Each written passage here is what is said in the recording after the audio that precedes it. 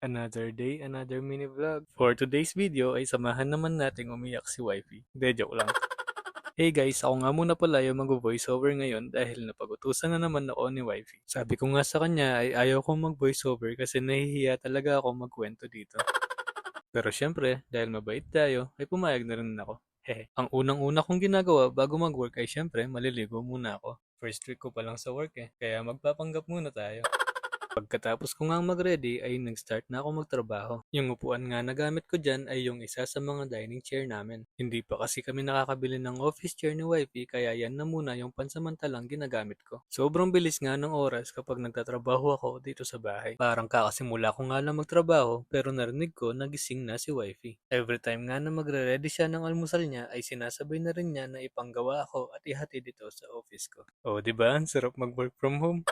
Isa nga din pala ito sa mga dahilan kung bakit gusto kong mag-work from home. Buong araw na kasi kami magkasama ni Wifey kaya hindi na ako nag-aalala sa kanya. Hindi na rin siya mag-aalala sa akin every time na papasok ako at uuwi galing work. Sa sobrang bilis nga ng oras ay di ko namalayan na lunchtime na pala. Kaya nagre-ready na ng lunch si Wifey dyan kasi alam niya na maya-maya lang ay lalabas na ako. Ang sarap nga ng lunch namin ngayon. Pero dapat talaga ay sinigang na hipon yung ulam namin ngayon. Pero sayang kasi sabi ni Wifey ay nasira na yung kangkong. Kaya ibang luto na lang yung ginawa niya sa hipon at nagluto na lang siya ng fried rice. Natuwa nga ako nung nakita ko na fried rice yung niluto ni Wifey. Favorite ko kasi talaga yung fried rice ni Wifey. Dati pa kasi nung hindi pa kami mag-asawa ay pinagluluto din niya ako ng fried rice as merienda namin. Namiss ko din talaga yung gantong luto ni Wifey. Kaya okay na din kahit nasira yung kangkong. Buti na nga lang ay may naisip na ibang putahe si Wifey para sa hipon. At least ay meron pa rin kaming inulam ngayong lunch. 30 minutes lang pala yung break ko sa work kaya mabilis lang kami nagla-lunch ni Wifey.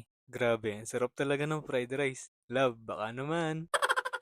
Fast forward nga pagkatapos ko mag-work ay umalis na kami agad ni Wifey. Maaga kasi yung appointment niya ngayon kaya nakakahiya naman kung maliit kami. Buti na nga lang ay malapit lang to sa amin kaya mabilis lang yung biyahe namin. At ayan na nga ay nakarating na kami ni Wifey. Kinakabahan na nga siya dyan pero tinatapangan lang niya dahil alam niyang kailangan. At pagkadating nga namin dyan ay sinuotan na agad siya ng PPE. Second session na nga ni Wifey dyan kaya alam niya na kung anong gagawin sa kanya. Sabi nga ng staff sa kanya ay mapapalaban na naman siya sa anesthesia. Kaya hindi ko na rin makausap si Wifey dyan at naiiyak-iyak na lang din siya dahil alam niyang masasaktan na naman siya. Pero nagbibiro lang naman siya dyan guys.